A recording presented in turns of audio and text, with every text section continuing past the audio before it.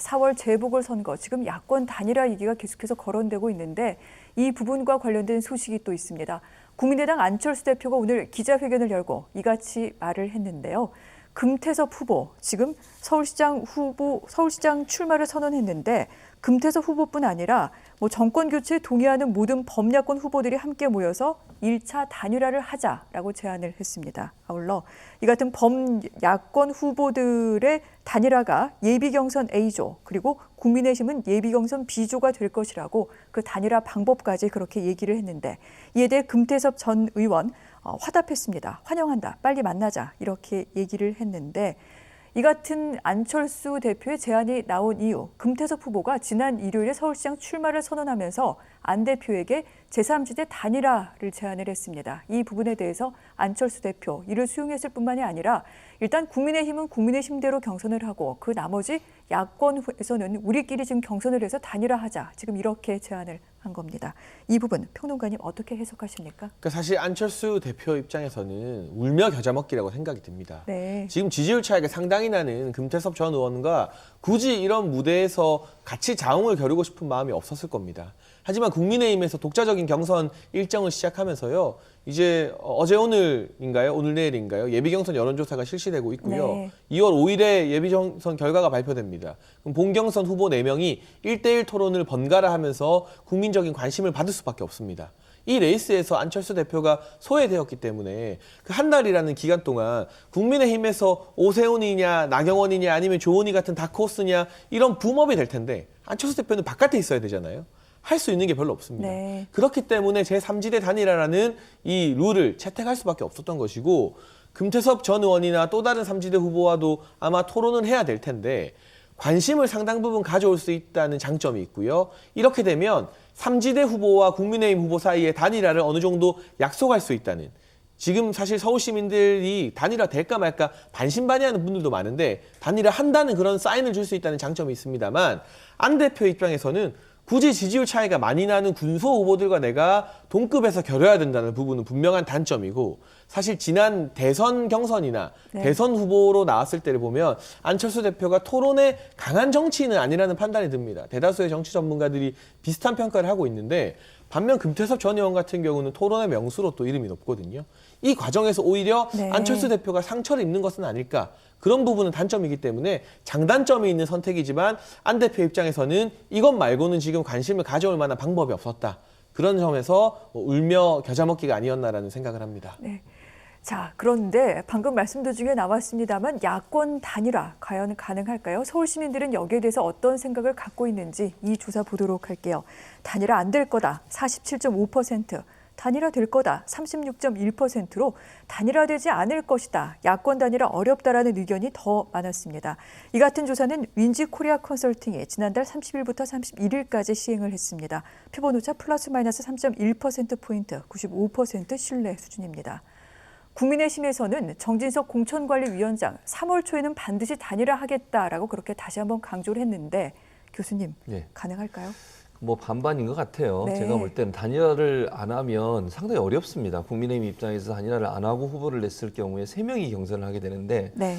그랬을 경우에는 상당히 어려운 상황이 될 거라고 저는 봐요. 그래서 단일화는 반드시 해야 되는 상황이죠. 다만 저는 그 단일화 과정에서 안철수 대표가 과연 어떤 태도를 취할까가 저는 궁금해요. 앞으로.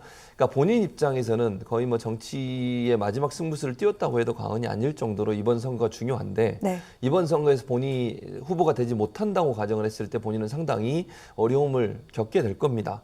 그러면 수단과 방법을 가리지 않고 본인이 후보가 되도록 하는 그런 룰을 만들려고 노력을 할 거예요. 그랬을 경우에 국민의힘과의 충돌 이런 부분을 우리가 상정해 볼 수 있거든요. 그래서 아마 이제 국민들 중이나 서울 시민들 중에도 저렇게 응답하신 분들은 바로 그런 부분들을 본 것 같아요. 지금 상황으로 봤을 때 국민의힘 후보하고 네. 안철수 대표가 합당이 아니죠. 경선을 통해서 단일화하기가 상당히 어려운 상황이 갈 수 있다.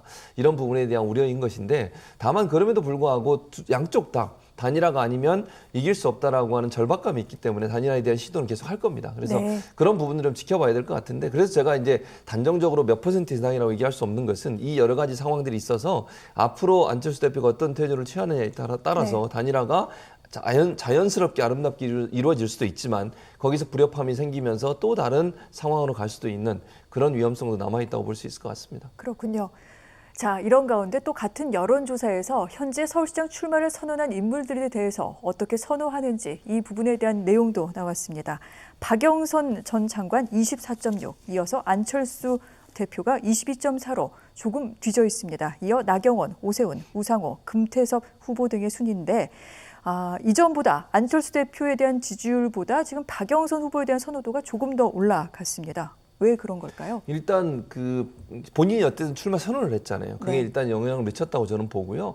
안철수 대표에 대해 갖고 있던 어떤 지지율랄까 이건 제가 볼 때는 올라가기보다는 지금 현재 상황의 정체나 아니면 네. 하향 곡선을 갈 가능성이 높다고 저는 봐요. 그러니까 만약에 단일화가 이루어지면 그건 다른 상황인데 단일화가 이루어지지 않은 상태에서 안철수 대표의 지지율은 지금 상황이 정체가 계속 될 거라고 저는 개인적으로 생각을 하기 때문에 네. 박영선 전 장관 같은 경우에는 출마 선언이라고 하는 기점으로 해서 본인이 좀 더 정책적인 부분에서 많은 부분 어필을 했어요.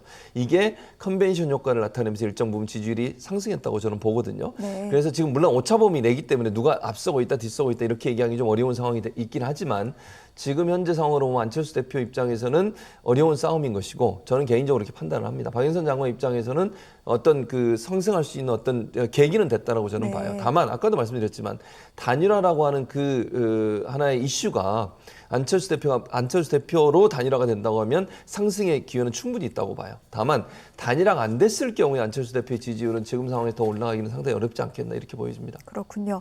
짧게 장평론가님께도 좀 여쭤보도록 하겠습니다. 이 같은 추세 계속 가게 될까요? 네, 사실은 지금 단일화에 대해서 될까 말까 하는 의구심이 있는 시선이 있다. 앞선 여론조사 네. 결과로도 나왔는데 어쨌든 제3지대 단일화가 A조 그리고 국민의힘 경선이 B조가 되게 되면 네. 많은 시민들이 그래도 A조 최종 후보 아마 안철수 대표가 유력하겠죠.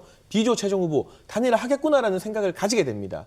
그러면 단일화를 상수해 놓고 봤을 때 범야권을 지지하는 사람들이 투표장에 나올 그럴 가능성이 상당히 높아진다는 것이고요. 지금 박영선 장관과 우상호 의원 사이에도 경선에 어떤 열기가 조금씩 고조되고는 있습니다만 A조, B조로 나뉘어져서 열심히 아마 토론하고 치고받고 할 범야권에 비해서는 흥행력이 떨어지는 게 어쩔 수 없는 사실입니다. 결과적으로 선거는 네. 누가 끝까지 더 많은 관심을 가져가느냐의 싸움이라고 보여지는데 아직까지는 야권이 단순히 서울 지역 내의 정당 지지도 이런 부분을 떠나서 선거의 흥행적인 측면 시민의 관심을 붙드는 측면에서는 다소 우위에 있지 않은가. 그렇다면 여권도 박 전 장관과 우상호 의원 사이의 1대1 구도에서 네. 뭔가 더 재미를 배가할 수 있는 새로운 흥행 코드를 지금 공간이 차원에서 정당 지도부 차원에서 반드시 고민을 해야만 국민의 관심이 야권 단일화로 쏠리는 것을 막을 수 있을 겁니다. 그렇군요.